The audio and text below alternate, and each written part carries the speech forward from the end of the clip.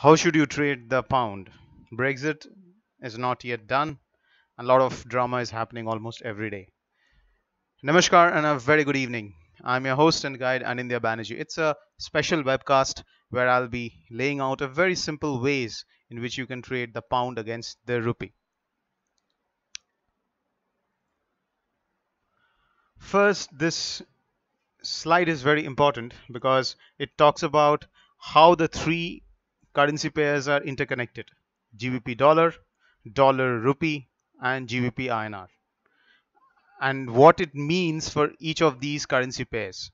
£1 is equivalent to 1.30, $1 is equivalent to 74, and £1 is equivalent to 96 rupees. So the convention is that whatever comes first in the quote, the first it was GBP, second it was the USD, and again it was the GBP. Whatever comes first in the quote is always one. So everything else in relation to that one. So how is this value of 9620 derived? It is, as you would have guessed by now, it's a multiplication of two currency pairs, or the value of two currency pairs. GBP dollar is multiplied against dollar rupee to obtain the value of 9620. So what it means is that the 9620 value of pound INR, or the value of pound INR, will be impacted by the up and down movement of pound dollar as well as by the up and down movement of dollar rupee. This is very important to understand. Then how should we trade the pound INR? A very simple way to trade is whenever the GBP dollar and USD INR, the expected trend is in the same direction, then you trade. So if I am expecting the GBP dollar to go up and the USD INR to go up, then I buy the GBP INR. If I'm expecting the GBP dollar to go down and the USD INR to fall, I sell the GBP INR. But when my view is opposite in each of the pairs, I simply avoid, do not trade. So how do I track the GBP dollar? It's a combination of three things: charts, events, and news. The very important event to watch is going to be the EU and UK trade deal. This is extremely important because they have time till December 31st, 2020 to ink a deal. If it fails to happen, then pound could actually fall very sharply. So what are the three problem areas between these two uh, countries, EU and UK? One is about the fishing rights, second about the level playing field, and third is about the governance. The important dates to keep an eye on: December 31st, 2020. That is the date by which they have to agree to a trade agreement. And unless it is extended, yes, it is difficult to extend it, but there are ways in which it can be extended. But as of now, December 31st is an important deadline to watch. So if no trade agreement is agreed upon by 1st of Jan, then UK will be out of the EU, and the trade and the movement of people will be now impacted severely because there will be restrictions on that. There will be tariffs which will be imposed. So that's why the next a little over 2 months is going to be very important for the pound. So what are the bones of contention? As I said, the first is fisheries. EU wants UK to allow its fishing trawlers to operate in the UK waters as before, but UK is opposed to it. So though one can say that the fishing industry in relation to the size of the GDP for both UK and the EU is not big, but it's more of a matter of who has the upper hand in this negotiation. UK is seeing the EU's demands as a breach of its sovereignty, because if the EU gets the upper hand in the fisheries deal, then it will be seen within UK that UK has succumbed to the pressure of the EU. So that's the reason why it is more political than economic, and this continues to be a major thorn in the discussion. So it needs to be watched. The second is the level playing field.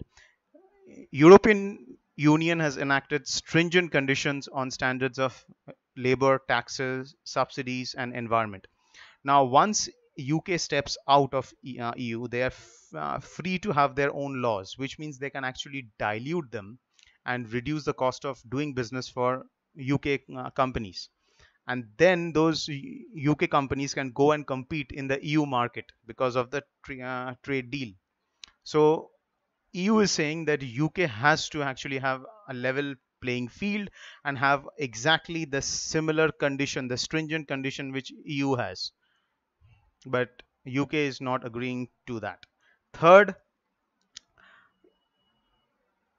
European Union is saying that there needs to be a single agreement encompassing all the major issues. So it's all or none. Either you agree on all or there is no agreement.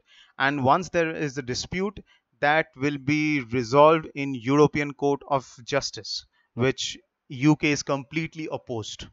So these are the three areas which is still making it difficult for both UK and EU to agree to a trade deal. Which means, what is the conclusion? That there is a belief in this market. I would say a belief that as a no deal will hurt both EU and UK, so both sides will try to avoid it at all cost. But between now till December 31st, lot of drama will happen, which means we will see immense volatility in pound dollar and pound INR.